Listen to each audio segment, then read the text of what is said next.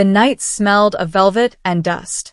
The theater was supposed to be empty, closed for weeks, but the moment I stepped inside, it felt alive, waiting. Shadows stretched long across the red seats, the stage loomed in silence, and the echoes of forgotten performances clung to the air.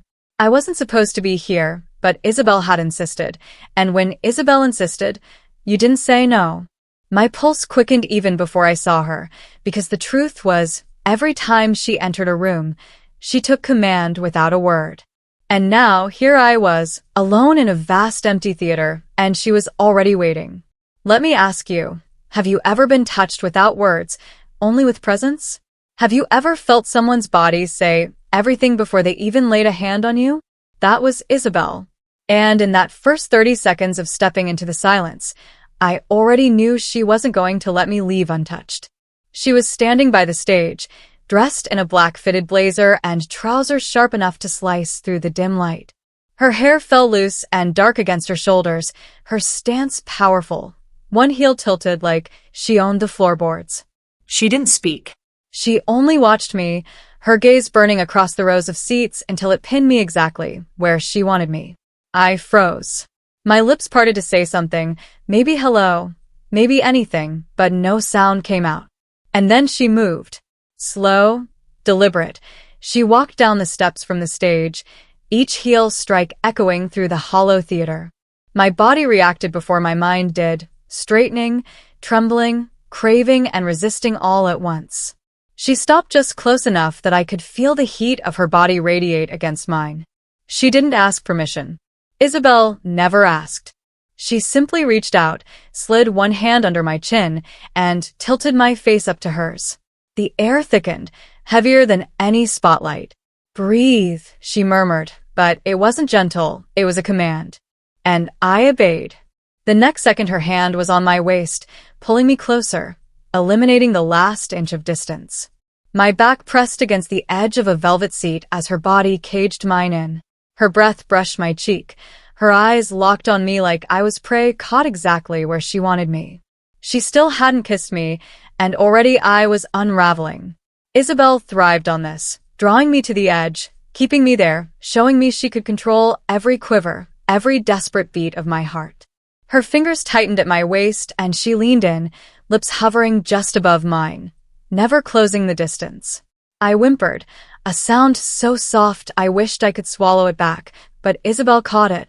She smiled, dark, knowing, dominant.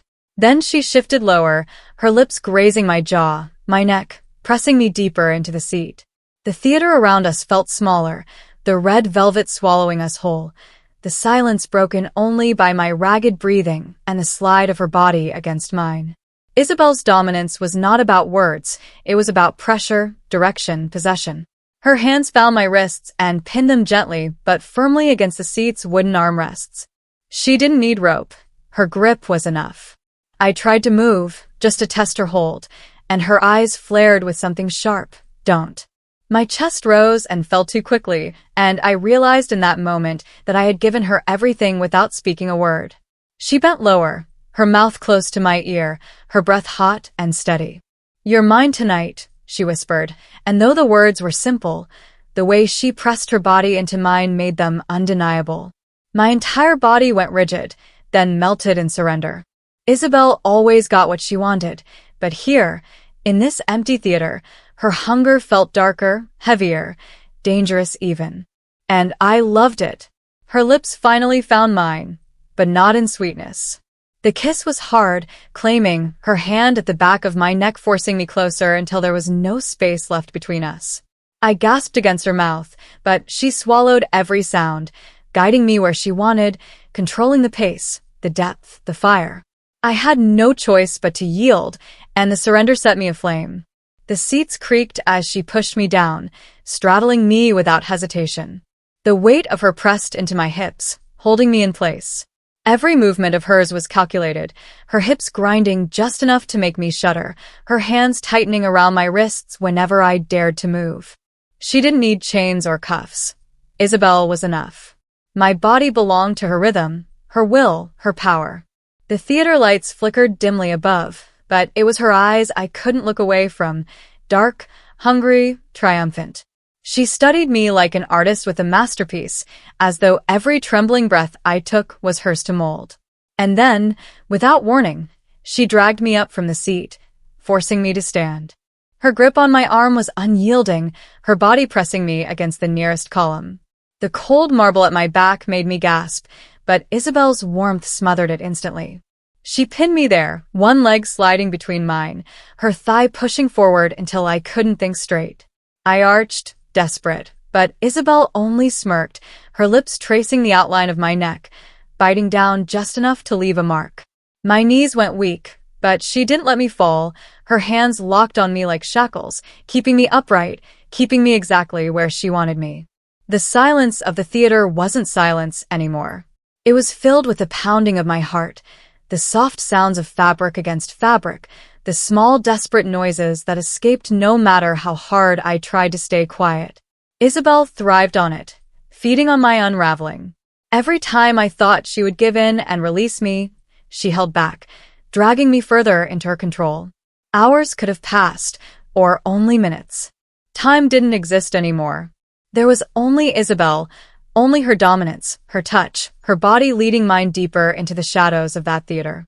Every move escalated, her physical control heavier, bolder, until I couldn't tell where she ended and I began. By the time she finally let me collapse back into the velvet seat, my body trembling and weak, Isabel stood over me like a conqueror surveying what she owned. She brushed a hand across my face, tender for only a second, then gripped my jaw and forced me to meet her gaze. "Remember this," she said, her voice low, final, dominant. "Every time you step into silence, you'll think of me. Every time you feel the dark, you'll want me." And she was right. The theater would close again, its seats would gather dust, but the memory of Isabel, the night she took me in the empty theater, would live inside me, raw and burning, forever.